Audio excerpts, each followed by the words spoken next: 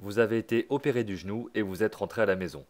Dans cette vidéo, vous allez retrouver les soins à réaliser pendant les premières semaines suivant votre intervention.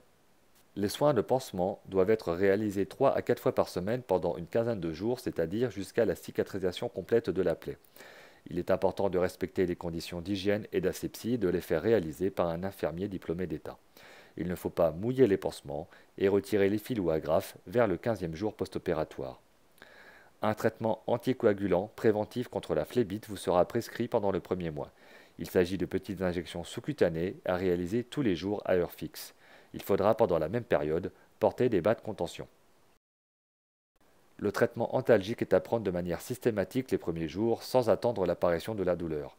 Il faudra prendre le traitement complémentaire prescrit en cas de douleur persistante avec une douleur supérieure à 3. Il est également important de prendre le traitement anti-inflammatoire sans dépasser la durée prescrite. Il est à prendre au milieu ou en fin de repas, sans oublier le protecteur gastrique.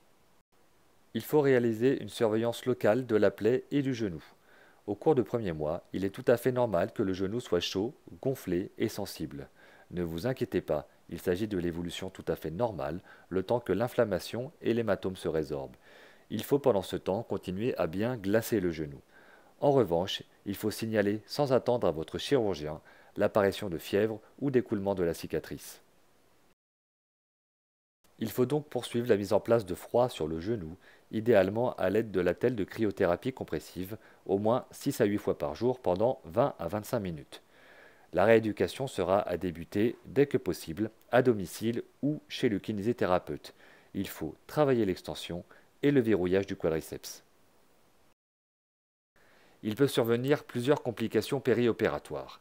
La première est l'infection. Même si elle est rare, moins de 1% des cas, celle-ci est redoutée. Si elle survient, elle nécessite obligatoirement une reprise chirurgicale pour un lavage de la prothèse, puis une antibiothérapie adaptée aux germes identifiés.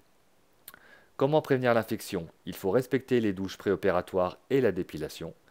Il faut enlever tout vernis, signaler toute plaie ou éruption cutanée avant l'intervention. Il faut prévoir les soins dentaires avant l'intervention si nécessaire et enfin faire réaliser les pansements post-opératoires par une infirmière diplômée d'État.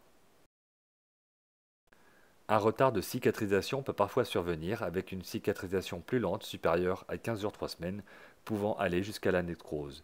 Ce retard de cicatrisation peut être prévenu en étant particulièrement vigilant sur la cicatrice, notamment chez les patients à risque lorsque le patient est diabétique ou fumeur.